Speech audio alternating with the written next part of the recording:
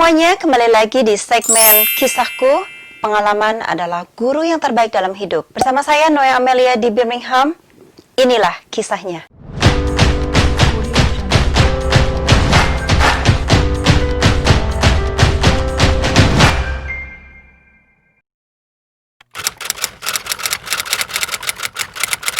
Panggil saja namanya Rose. Rose ini adalah warga negara Indonesia. Beberapa tahun silam, Rose menjalin hubungan dengan seorang lelaki warga Indonesia juga. Pacarnya ini mengirimkan Rose sebagai TKI tenaga Indonesia secara ilegal ke negara tetangga. Dengan dokumen, identitas, paspor, segalanya dipasukan oleh pacarnya. Beruntungnya, pada tahun 2012, Rose berhasil diselamatkan oleh KBRI di Malaysia. Kembalilah Rose ke Indonesia.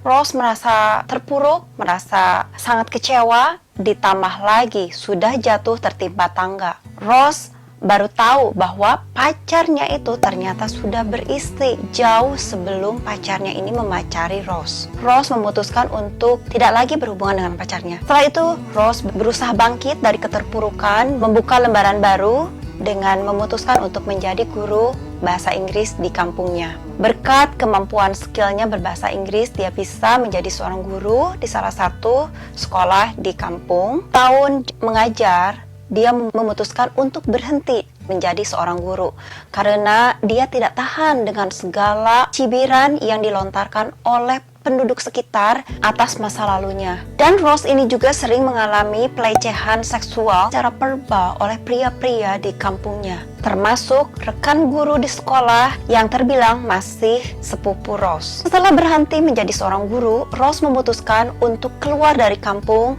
berusaha untuk mencoba kehidupan baru di kota lain. Rose meninggalkan orang tuanya, meninggalkan keluarga dan kampung, pindah ke Bali. Di sana, Rose mencoba keberuntungan baru, kehidupan baru, segalanya baru. Dayung pun bersambut. Di Bali, kehidupan Rose semakin membaik. Dia mendapatkan pekerjaan bagus dan mendapatkan penghasilan yang bagus juga berkat kemampuannya menggunakan bahasa Inggris. Segalanya membaik, kehidupan membaik, ekonomi, keuangan, segala membaik. Tapi di situ ada satu yang masih dia simpan di dalam hati, di dalam dirinya. Ada suatu kebencian, ada suatu dendam yang masih dia simpan untuk masa lalunya, termasuk mantan pacarnya dan orang-orang yang mencibirnya, melukainya, dan memperlakukan dia tidak baik, termasuk yang melakukan pelecehan secara verbal terhadapnya. Dia merasa ada sesuatu yang dendam, sekalipun kehidupan yang sekarang jauh lebih baik dari sebelumnya. Karena rasa benci itu yang mendalam terhadap mantan dan pria-pria di kampung yang melecehkannya, ada dorongan dia untuk tidak mau memiliki pasangan atau pacar orang Indonesia lagi. Waktu pun berjalan, hari berganti hari, waktu berganti waktu. Rose pun banyak berkenalan dengan pria asing. Sempat beberapa kali bergonta-ganti pasangan dengan bule, sampai akhirnya Rose ini sendiri sadar bahwa selama ini pria-pria yang menjalani hubungan dengan dia hanya sebatas mau memanfaatkan tubuhnya saja. Tidak ada satupun yang serius. Salah satu waktu dia berpacaran dengan bule itu, dia pernah diminta oleh pacarnya untuk diam di kamar mandi di lantai 2, sementara pacar bulenya ini bersenang-senang semalaman dengan perempuan lain. Padahal dia itu ada di situ. Dan herannya, walaupun Rose diperlakukan begitu, Rose tidak bisa berlaku apa-apa. Dia hanya diam saja dan hanya bisa menangis. Dia pun pernah juga diminta oleh teman pacar bulenya untuk memijitnya. Dan di situ pun dia diperlakukan tidak menyenangkan. Dia mendapatkan pelecehan dari teman pacar bulenya itu. Dan di situ juga pacar bulenya tidak berbuat apa-apa, hanya dibiarkan saja. Serasa tidak peduli. Hampir setahun lebih, Rose diperlakukan seperti itu oleh pacar bulenya. Sampai akhirnya, pacar bulenya itu memutuskan Rose dan lebih memilih pacar barunya. Berkali-kali Rose pacaran dengan bule, selalu Rose yang diselingkuhi, yang selalu dipermainkan, yang selalu dimanfaatkan. Karena kebaikan Rose yang tidak bisa marah atau tidak bisa berontak atas diperlakukan oleh pacar-pacarnya itu. Sampai suatu waktu, Rose ini merasa depresi merasa tertekan, merasa diambang sangat-sangat kehancuran. Sampai dia meminta bantuan kepada temannya untuk pergi ke psikolog untuk melakukan konseling. Tapi di situ Rose hanya melakukan 4 kali konseling saja karena dia merasa malu dan tidak mau meneruskan lagi. Kemudian dia memutuskan untuk menenangkan diri dan tidak mau lagi berpacaran. Dia mau menjalani kehidupan sendiri saja tanpa ada siapapun. Sampailah akhirnya Rose bertemu seorang pria asing juga asal Prancis yang sekarang jadi suaminya. Awal ketemuannya, saat itu pertama kali pertemuan tidak disengaja, di mana pria bule ini asal Prancis ini datang ke Indonesia dan tidak sengaja satu grup backpackers dengan Rose. Sampai pertemanan berjalan, saling berkenalan, tidak ada hubungan apa-apa, tapi sampai kembalinya pria asal Prancis ke negaranya, mereka masih saling kontak. Semakin dekat, semakin intim, semakin ada koneksi satu sama lain. Menjalani hubungan LDRan selama setahun dan pria bule ini merasa cocok, merasa sudah sayang terhadap Rose dan ingin menikahi Rose. Kemudian dia menyusul ke Indonesia kembali untuk memastikan keseriusan hubungan untuk menikahi Rose. Setelah berbicara panjang lebar segala macam dengan proses segala macam, ternyata demi menikahi Rose, pria asal Prancis ini rela meninggalkan pekerjaannya selama 6 bulan hanya untuk melakukan proses pernikahan. Karena Rose bilang bahwa untuk menikah di kampungnya itu, pria bule ini harus tinggal minimal 6 bulan di kampungnya sampai hari H, sampai hari pernikahan itu. Pria bule asal Prancis ini sangat baik, sangat bijak, sangat dewasa sekalipun usianya sama dengan Rose. Sampai pernikahan berjalan dengan lancar. Setelah menikah, Rose memproses untuk tinggal di negara suaminya, Prancis. Beberapa bulan kemudian, tinggallah Rose bersama suaminya di Prancis.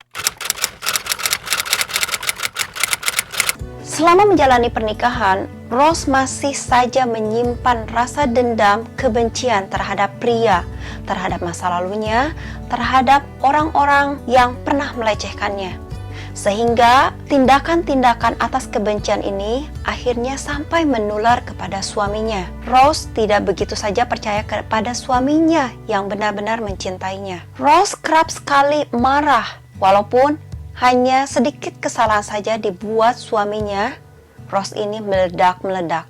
Bahkan sampai Rose ini melakukan tindakan mencaci, marah, keterlaluan di depan muka umum. Saat itu suaminya masih memaklumi dengan latar belakang histori yang dirasakan, yang dialami oleh Rose ini. Suaminya masih merangkulnya, masih mencoba untuk bersabar, masih mencoba untuk memaklumi keadaan yang terjadi, yang dialami oleh Rose, yang akhirnya berdampak tindakan seperti itu kepada Rose. Tapi akibat dari tidak bisanya mengontrol atas kebencian itu, tindakan-tindakan yang seperti itu sering marah, kerap sekali dilakukan oleh Rose, yang pada akhirnya membuat jerak suaminya juga. 2 tahun perjalanan pernikahan sudah dilalui, sampai akhirnya suami pun tidak bisa bertahan. Waktu berjalan, suami tidak tahan. Akhirnya proses perceraian pun dilayangkan. 2 kali mereka sudah menemui pengacara untuk proses perceraian. Rose sudah ikhlas, sudah paham apa yang dirasakan suaminya, karena suami sesabar apapun, sebaik apapun, kalau diperlakukan istrinya seperti itu, siapa yang tahan? Suami tidak merasa dihargai, suami tidak merasa dihormati. Yang membuat Rose sangat terpukul dan sangat sakit hati adalah Rose tidak bisa memiliki hak asuh atas anaknya. Karena Rose ini diagnosa oleh dokter bahwa Rose ini mengidap gangguan mental yang cenderung bisa menyakiti diri sendiri dan juga orang di sekitarnya. Dan untuk menyembuhkan itu butuh waktu, seperti terapi dan treatment lainnya. Hukum tidak bisa membiarkan Rose untuk menjaga anaknya karena gangguan mental tersebut. Rose sangat terpukul, sangat sakit. Dia tidak bisa melakukan apa-apa. Dia pun tidak bisa mengatakan ini kepada keluarganya. Rose ini tidak bisa kembali ke kampung karena di sisi lain dipikir bahwa keluarganya tidak akan peduli kalau dia bercerita. Kalaupun bercerita, Rose berpikir bahwa dia hanya akan dicaci maki lagi seperti dahulu. So, ini kisah Rose.